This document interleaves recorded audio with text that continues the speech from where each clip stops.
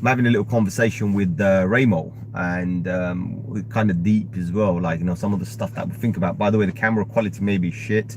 It's night time here, the car's all steamed up, I'm in the car, it's snowing outside, so yeah, it's all crazy. But let's talk about this, right? So what I want to talk about is, you know, this vision we have, right? So we have this vision, we say, you know, we expect cryptocurrency to do something for us, you know, something insane, right? Hopefully, you know, um change our lives in the future, especially Bitcoin. And something I said a little while ago, I said, look, you know, Bitcoin has existed before some of these exchanges. Bitcoin has existed, you know, it existed before these, what do you call this? Our CKI here, also my brother. Yeah, we are live, by the way, we are live. I just thought I'd do a live one, just, you know, just have a bit of fun. I haven't seen the stream pop up yet, but yeah, we'll figure it out soon. I'm not sure what's going on. I'm sure it will pop up at some stage. So the situation, right? So Bitcoin existed before any cryptocurrency exchanges came about, right? In fact, probably the first ever exchange to come along was during the time when the US dollar came in. And before that, they were like doing it the old traditional ways on the books, right? I mean, there was a time where I forgot who it was, something Lazio, I forgot his name, but he was standing somewhere in New York. He was standing in a room and literally selling Bitcoin with cash. So that's the only form of exchange they had until US dollar, the USDT came out, basically. Then it was a lot more easier, so you can give all that credit to USDT, you know, and many other coins came after that, but they were not there as much as you know, to trade with BTC. Later on they came in more to trade alongside, you know, BTC versus ETH and XYZ and whatnot, and plenty more came before that as well. So but that, leave all of that aside. Like, I'm not really bothered about the FUD, because I've told you guys so many times, when FUD, right, all three of them come together, it is literally the time for us to get excited, because that's when we know that the maximum FUD is here, market's about to turn, because it always happens. It's all over the news, it's all over the newspapers. You'll see so many crazy stories out there, so many crazy stuff, and it's all indicating that, guys, we need you to be more fearful during this bloody time, you know, and drop what you have. So drop your bags for a loss or whatever, or don't enter, and let us buy it so we can sell it to you for a profit. And this is what happens, right? It's happened over and over again. History stands as proof. But yeah, I mean, look, coming back to what Ramo said just a little while ago, he said this on Discord as well. He said, you know, the vision that we have, is it going to come to fruition? And KR, if you're still watching this, bro, can you share this link to everybody on Discord, so at least Ramo and everyone can see what we're doing here.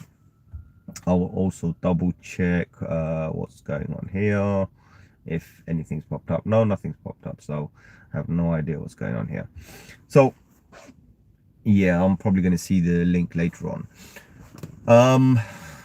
But yeah, I mean, look, situation is, are we going to be, you know, are we going to see everything come to fruition? And one thing we are not going to, definitely not going to see, is we're not going to see the last ever Bitcoin mined, unless you're an android, you're a robot, you know, unless you're immortal, right? I doubt any of us will live to see 2140. It's 120 years from now, 118 years to be a little bit more specific. So I doubt we're going to live that long to see this, because most of us are already in our prime. But yeah, it should be interesting, right? It should be very, very interesting. Now, as for what do you call this, in our time, are we going to see Bitcoin do anything crazy? Bitcoin has now come to that moment in time where it needs to prove itself, right?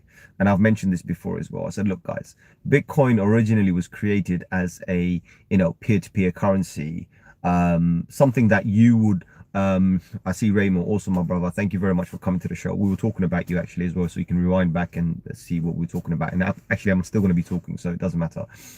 So it was created as a peer-to-peer currency, right? But more to do with, like, you, if you will have to accept it, like, or if you not will have to, if you accept BTC, and you can exchange goods for that, right? And that could be a trustless. Remember, the word is trustless, so we don't need to trust anybody. It's between two people. It's an agreement between two people. You pay BTC and somebody else passes something else. That's all it was. And it's been taken to a lot of other stuff, and we had this big drama.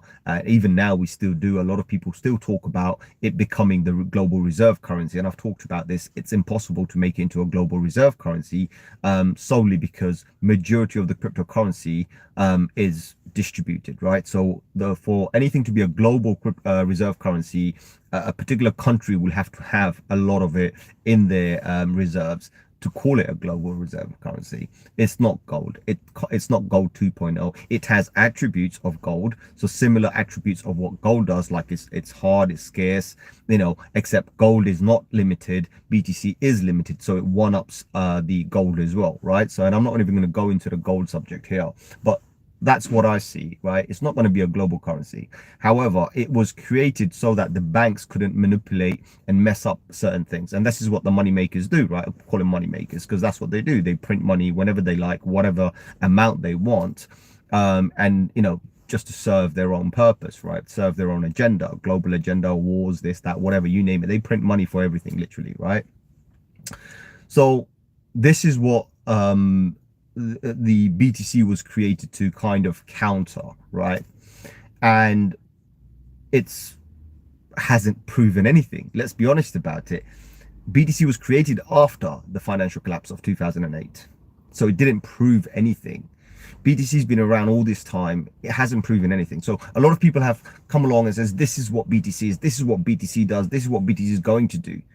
But BTC hasn't done any of that. Now, for me, I've put my faith into it because it is still the most decentralized cryptocurrency out there. Nothing else even comes close to it, believe me, right? When you're talking about privacy, yeah, maybe Monero and XYZ, you're looking at those as privacy coins, yes, but they're not truly decentralized. When you look at Ethereum and all the Ethereum ecosystem, ERC20, XYZ, and all the TRCs and whatnot, they're all copycats of Ethereum, ultimately, right? There's about 450 different blockchains out there, which is EVM compatible, means Ethereum virtual machine compatible, literally also translate to Ethereum, right? Because it's a copycat. Just by changing the brand, calling it TRX or calling it BNB doesn't make it a BNB. You may change a few bits and bobs, or how you where you host it, or how all of the what do you call this, like for example the nodes, all the mining activities going on. You might have somebody doing proof of work, somebody doing proof of stake, somebody might come and do proof of nothing, right? But it still works because it's based on that same blockchain technology. So what the foundation is the same, right? How you work with it is different, if that makes sense, right? And I looked at a lot of these things, and I thought of, like, there was like proof of ownership. This is a different concept, right? I'm not going to disclose too much. I have been thinking about something. I said, okay, we've done proof of work, we've done proof of stake, right? On all of that business, we've got all sorts of other kind of algorithms going out there, right? Even Cardano has a slightly different one. I forgot what their one is called. Proof of delegation, I believe it was their one. So different thing. But what if we have proof of ownership, right? So it's like, do you own it? Well, if you own it, then that's enough for us, right? So why can't we have that?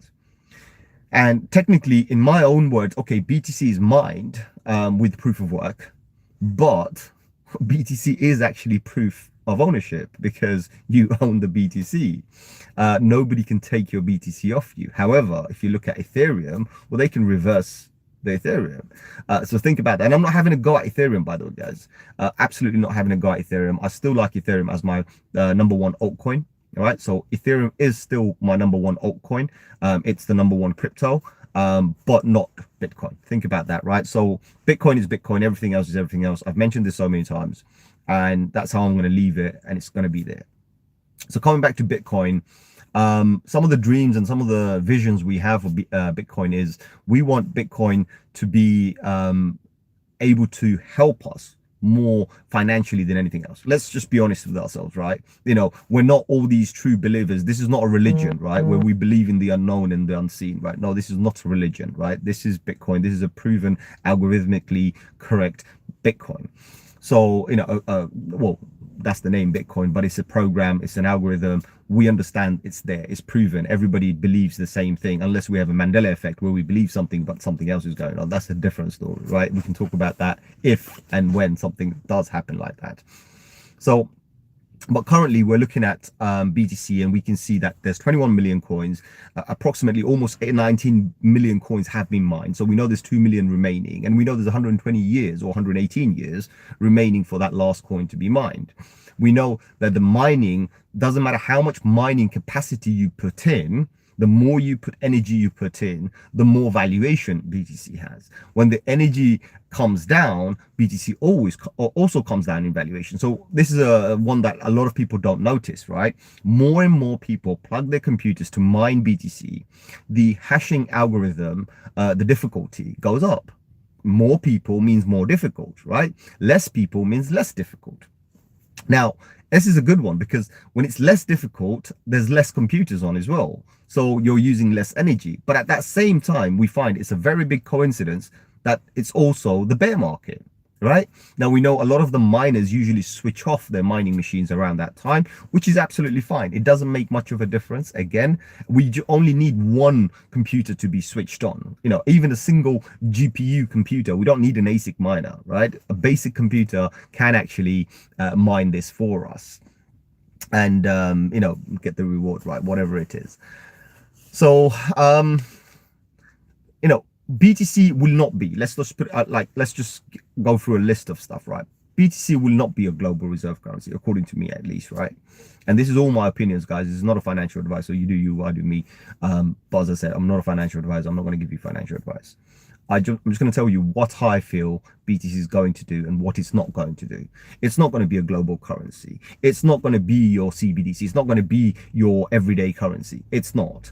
There will always be they, right, or them, right? So the others who use the fiat currency or any type of a government issued currency, and there will be us who will be always, having that extra packet of crypto. Right? Crypto gives us that freedom to move around, to do whatever we want. I don't need my bank to approve a transaction for me in order for me to go and use that. With BTC, right, with the bank, you would, sometimes if you're abroad or wherever you're traveling, they want to know where you are. Oh, maybe it's a fraud. We're trying to protect you. And in the name of protecting you, they will screw you up, right? But whereas in BTC, it's in your wallet. You want to send a Satoshi, a million Satoshi, a billion Satoshi, 100 million Satoshi, which is one BTC. It's up to you. Nobody can stop you from spending your BTC. Nobody can ask you questions regarding, why you're spending and what you're doing. And we're transparent. We don't know what each bank holds in their bank. We don't know how much money is in, is sitting in the bank vaults. We don't know. We don't know if it's just a bunch of numbers or anything. CZ just sent a tweet, right? He just says, Binance FUD, ignore. So that's CZ right now, just tweeted something. Anyway, I'm not even bothered. I heard about the news from the devil's mouth himself. I heard CZ, he tweeted about it. I think they even had some sort of a Twitter space or something about it. Completely ignoring it. Reason being is because, number one, you should not be leaving your holding asset in an exchange. You should not be doing this. You should have already moved it off, put it into your own private wallet or whatever you want to put it, move it away, right? You keep it secured, in a cold wallet is ideal. I've recommended Ledger, I've recommended Trezor, and there's plenty more that just came out recently as well. Even a simple paper wallet works as well. But it's up to you what you do. Again, I'm not recommending anything to you, but all I'm going to say is your money should not be in an exchange, right? Your money should not be in a centralized exchange or even a decentralized exchange, if it matters, right? I know some people will say, well, it's decentralized, it goes from my wallet. Yeah, but sometimes you're approving your wallet and you're leaving a trade open. Well, guess what? All you need is that approval, and then the smart contract can actually take the funds off you if you lose a trade. So be careful what you do, right? Even decentralized can screw you as well, right? We've seen plenty of that, and I won't go into long stories about those as well. Now, BTC, to me, you know, as I said, more like it's more of a value exchange. Yes, you can buy goods with it. The arguments have been made. Yes, you can buy a pizza with it, buy a coffee with it. In fact, I've done shopping with it, connected to a debit card, obviously. So I've had it connected to a debit card, a card like Coinbase card, crypto.com card, whatever. Yeah, we've done shopping with it. It doesn't matter. Yes, you can use your Bitcoin, or you can use your fiat monetary, fiat money as well. Whatever, doesn't matter. In fact, I've got a card where I spend fiat, but I receive all my cashback rewards in Bitcoin, right? Because I spend a lot every week. I'm getting quite a big large lump sum right back in cashback. So why wouldn't I? Do you know what I mean? So it just made more sense to me to get as much Bitcoin right now, because I wouldn't do this on top of a market. I would do this on the bottom of a market, and that's what I've been doing. So that's what it is. But it's, if I was going to ever call BTC a reserve, I'm going to call it my own personal reserve, because I believe that the current fiat currency system, the monetary system, the dollar, the pounds, right? They're all going to crash. Right, one way or another, they're going to crash, right? They need to crash it because the governments want to crash it, because that's the only way they can do their great reset agenda, right? They've been talking about it for a couple of years now. A lot of people just forget about things because people have short-term memory, and a lot of people on this planet right now suffer from actual amnesia. They don't know this, right? We have amnesia. History itself is full of amnesia. Our history that's been given to us is wrong. So all of these things like do matter, and you can see that over time we end up actually completely forgetting about certain things. And I know we will also forget that, you know, there used to be a fiat at one stage, because we're going to soon pop over to CBDC, and we're not going to see the thing in between where whatever it was they wanted to reset, you know. But nobody's going to lose out when they do a reset. Think about it. Nobody's going to lose out. All they're going to do is they're going to win, because they always win, right? They're going to win, and the winning is going to be, now they know more about you. Now they can control everything, you know. Now they can control your movements. Now they know where you spend, what you spend, you know. They've been kind of, how would I say this, they've been always on the news and all sorts of other articles and other programs and documentaries talking about how China's credit system is ridiculous, it's nonsense, you shouldn't do this. Well, guess what, they're doing one up on that, because they're now saying, well, hold on, China does cameras on you to watch you and do your social credit system. Well, we're going to do a bank. We're going to screw you over your banks. We're going to take the one thing that matters to you the most, because your credit doesn't matter. Whether you behave or not behave doesn't matter. We don't need to see your face on a camera every day, right? We don't need none of that, because everyone's on there anyway. Well, if we want it, we can snoop into your phones and see you from the other side. But what's the one thing that you need to survive is money. So we're going to take the money away from you. We're going to create problems that way. And that's what they want to do, right? Think about it. That's what it is. This is going to be the true definition of modern day slavery, right? Where you account for exactly how much stock you have. And the stock is humanity, is the people. CBDC is the stock taker, right? And you and me and everybody else that uses CBDC or will be using CBDC, because we have no choice, will be the stock, right? We are the currency and we are the stock. So it's a win-win for the governments. Anyway, we're not going to go down there. So for me, it's a reserve currency. BTC is the reserve, is the only lifeline, right? To me, BTC is going to be the only lifeline for people who own it, right? Who actually can get out of the system and go and do whatever they want. Of course, we're doing it transparently. Of course, everyone's going to see. Right? Of course, if I sell it, I'm going to get it back in CBDC probably, or get it in fiat or whatever. But none of that matters, because what matters is that I have a lifeline. That's all it is, right? I know so many people will say so many different things, right? And so many people will disagree with me. Maybe one or two people will agree with me. But the fact is, BTC right now, you're putting 10K, 20K, 100K, whatever money you've got, you know, as your life saving, right? Not with the hope that BTC is going to go to 1 million. By all means, it could. It doesn't matter. You know we're risking the fact that BTC could go to $1, and it's fine by us. But the one thing that we always, like most people actually miss, is it's a lifeline. Think about it. It's a lifeline. It's the only thing that you can actually, without any permission, go and spend. That's the lifeline that we want. And that's the lifeline that I'm holding on to. So for me, it doesn't matter whether it goes to $1 million, $100,000, $500,000. It absolutely doesn't matter. What matters, it's my lifeline, right? It's the day when I can't spend my own CBDC. It's the day when my fiat is rendered useless, is worse than toilet paper, you know? That's when I know I can actually go and do something with my BTC, right? Or any crypto, as a matter of fact, right? That's what I would say, any crypto. But obviously with any crypto, you got to be really, really cautious, because there's crypto, there's altcoins, there's shit coins, there's scam coins, and of course then there's Bitcoin, right? So for me, my bet's always been 99.99% on BTC, right? In fact, pretty much right now, it's always been 100%, right? So up to this point, 100%. You know, I was considering buying Ethereum, and I bought some, right? But there's so small amount that I bought, it doesn't even make a difference. Like, it's like 0.00001% of the BTC I hold.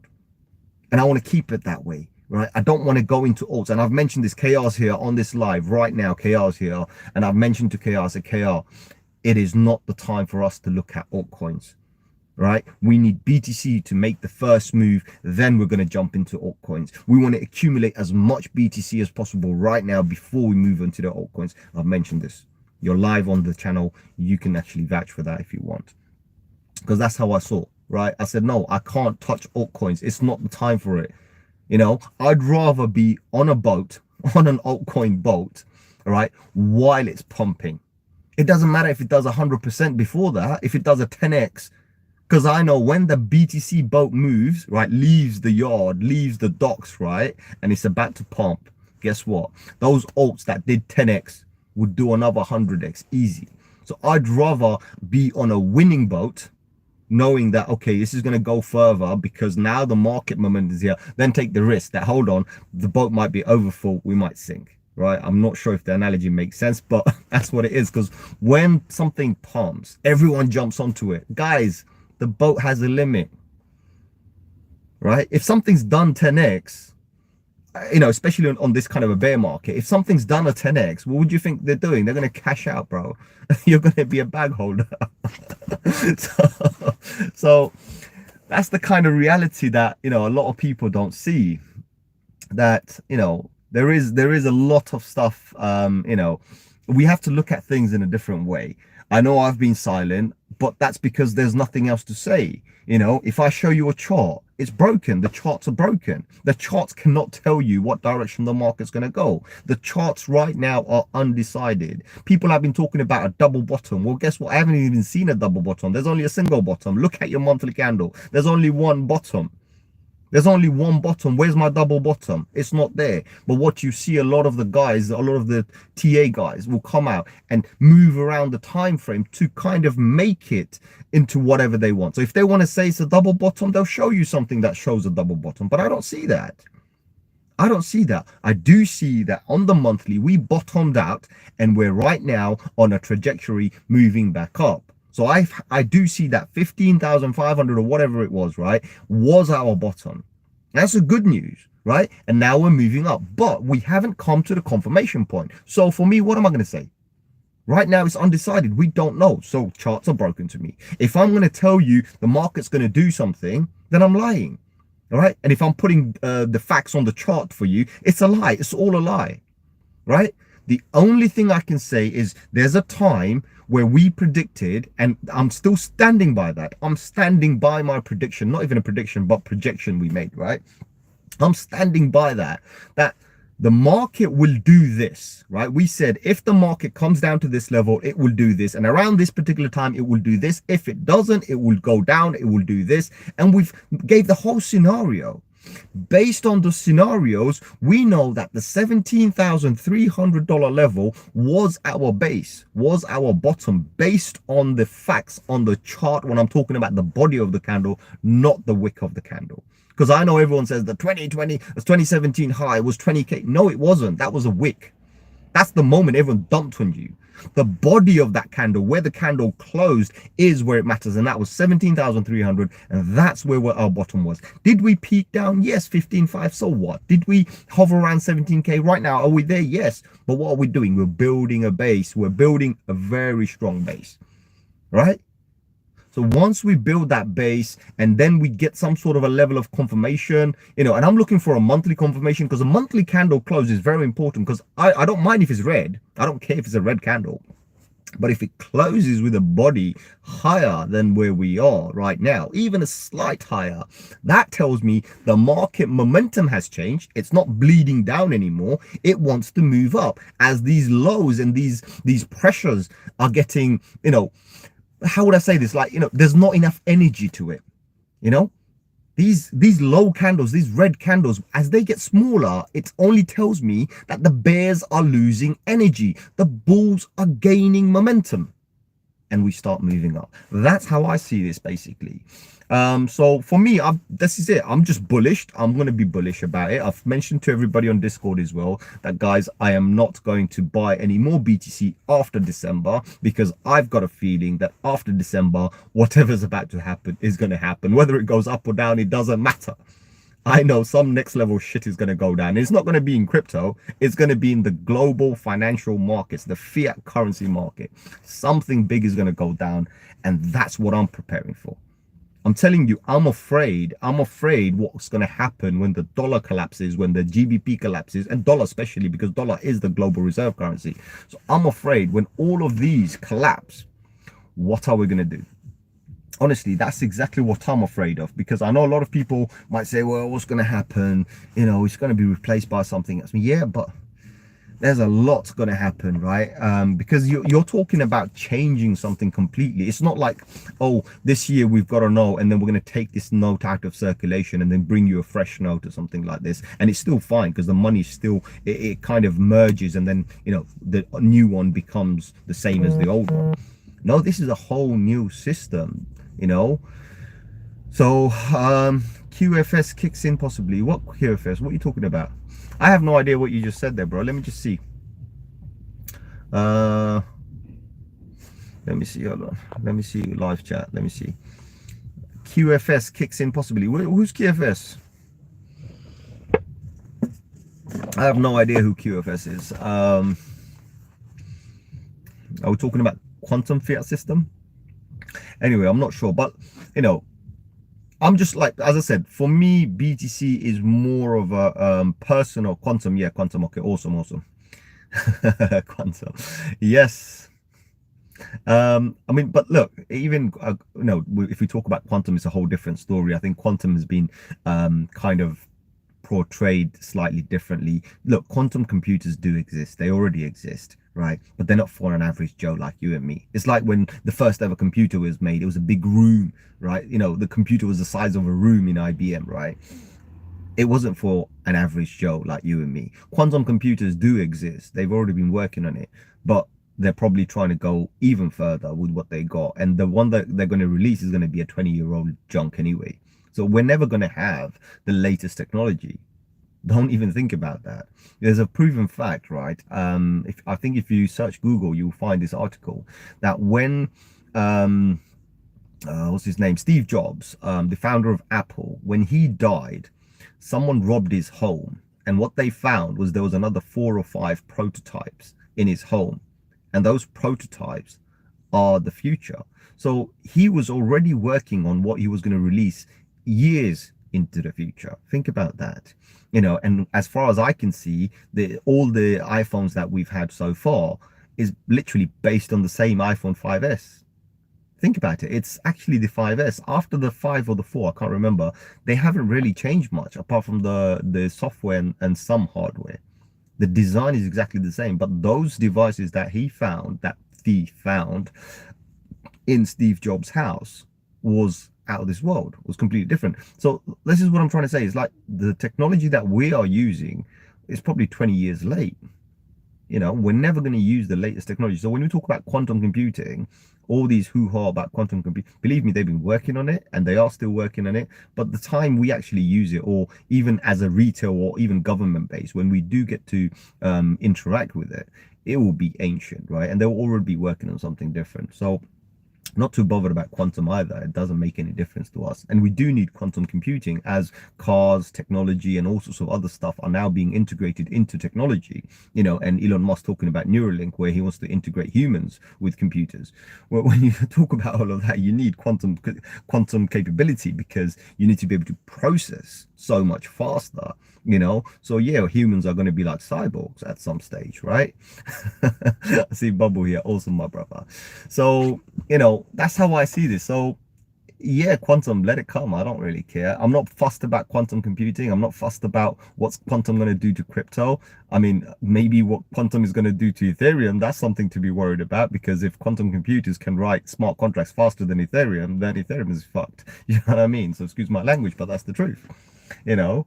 And I've mentioned this so many times. If F goes down, it takes down almost 21,000 cryptocurrency with it, because they're all ERC20s. Think about that. The only ones that will survive is the copycat blockchains, because they're running their own nodes. A lot of people don't realize this. If BNB goes down, it takes down everything. Binance blockchain goes down, it takes down all the BNB chain coins, all the BRC or whatever they call it, coins the people made on Binance. Think about that. So that's the risk that we have. But again, it doesn't bother me, because I've always mentioned this. There's crypto and then there's Bitcoin. So Bitcoin's Bitcoin. I would love to see a lot more innovation going on in the space of the Lightning Network, Bitcoin's Lightning Network. I know there are a lot of people working with technology right now, and some of those technology, they are trying to make smart contracts on it. And there is actually one company who has done it, but I don't think it's the best type. So we're not going to really jump onto that right now. But I think Bitcoin has a great opportunity to actually have its own smart contract feature. How it's going to be done, I don't know, yet to be seen. But if it can stay decentralized and stay proof of work, then definitely it has potential. Whereas in proof of stake, or whatever you want to call it, supercomputer, XYZ, doesn't matter what you call it, when you have centralized control over a cryptocurrency, there's always a risk that it could be taken down. It could be easily taken down, because you don't need to take down the system or the software, if that makes sense. All you got to do is go and take down the founder and order him to take it down. So that could easily happen. So let's see how that happens. But yeah, I hope this kind of made sense, right? How I see Bitcoin, and is the future going to come into fruition? It depends on what your vision is, right? My vision is it's going to be a lifeline. So for me, I know definitely it's always going to be, even today, it has come to fruition for me. So that's how I treat it. I don't see anything else. Now, if your vision is that one BTC to be worth $1 million or $1 billion, then yeah, it's we still have plenty of time to see. But different people have different opinions, different people have different visions for what they want to see BTC provide to them, or what they want to achieve, their goals. Each one, each person is different. So listen, my vision is it's already come to fruition. It's a lifeline, nothing more. It's just a lifeline. And I don't just look at Bitcoin and other crypto and all of this. I'm looking at the global situation right now, and I'm saying, well, this is definitely a lifeline. It's the only one that I can access from anywhere in the world, right? It's the only one that nobody can stop me on a border, where like sometimes when you're traveling, you can only take so much money with you. Well, it's the only one. I don't need anything. I don't need a device. I don't need a pen. I don't need a pen drive. I don't need anything. All I need is an internet for me to go and access, and I could literally go and buy a device anywhere. So that's decentralization, in my opinion. That's decentralization. But yeah, I know I've been silent a little bit, but a lot has been going on. I've had a lot of situation right now. For example, business-wise had issues, work-wise had issues, crypto-wise, everybody knows we're all bleeding. So it's just been crazy. I mean, I've been bleeding. But I'm holding strong. I've got diamond hands. I haven't sold any. I'm bleeding. I'm still buying. I haven't sold any. I have lost a few trades, but that was just me being stupid. um you know it taught me a lesson, put it this way. I'll never do that, never ever doubt myself again. And I didn't doubt myself, to be honest. Like when I lost that trade, I didn't doubt myself. I just thought, man, it's not going to go there. Everything looks like market's going to be shooting back up again, and I still believe the market's going to shoot up again. Yes, it glitched for a bit. Yes, it went down and it took me down, it wiped me out. But my belief is still strong. I still believe the market's going to turn, and it's a matter of when, because I'm constantly observing the dollar and the pound, and I'm seeing how they're both fluctuating, right? They're not really I mean, if you do at forex, right, you can make a ton of money daily on these the swings that the US dollar and GBP is doing, or that's what I'm doing right now. But there's a lot of opportunities there. But the thing that worries me is what's going to happen when they go down. Is crypto going to be stable enough to hang on, or is it going to bleed with it? Because remember, BTC is valued in dollar. The original pay is dollar. So what happens when dollar goes? That's what worries me. So I don't know the answer. If anybody says they know the answer, they're lying. It's the truth, right? Most people will come along and say certain things, but the fact is that it's a lie. A lot of the time, a lot of the things people say is a lie. But let's just be honest about it. And I'm being honest about it. I'm not going to lie to you. I'm not going to show you some charts and say, oh guys, look, the charts is saying this and I believe it's going to do that, and then blame it on the chart. I said it, so I should take the blame. And right now, things I've said, I'm standing by it. But yeah, a lot of people are talking about other stuff as well, like around the globe, all sorts of crazy stuff going on. Like people are hearing all sorts of noise and talking about end of days and this and that. A lot of people turning to faith. So yeah, a lot of crazy stuff is going on, and I have been kind of vigilant about that as well, especially with the news of the Euphrates River drying up. That was quite weird. The whole river dried up, and there are some scriptures out there talking about all sorts of crazy stuff that might happen after that. And it doesn't matter what faith you're from, especially the major ones. They do talk about the river Euphrates, so that's kind of crazy when you see that. Also, there has been videos and all sorts of other, I'm not sure if they're real or fake, of like sounds and whatnot coming out from under the when the river dried up, riverbed. They found building and all sorts of other stuff there, and then the sound recordings, it's like people shouting and screaming. Some time back when Russia was digging up and trying to go as deep as possible, they went like 8 miles and they stopped, and they also said that they heard sounds from hell. That's just kind of like, that happened time back, and it's happening again. So you got to wonder what's really going on. So that's what's been going on. Is there a alien agenda? A lot of people have talked about this as well.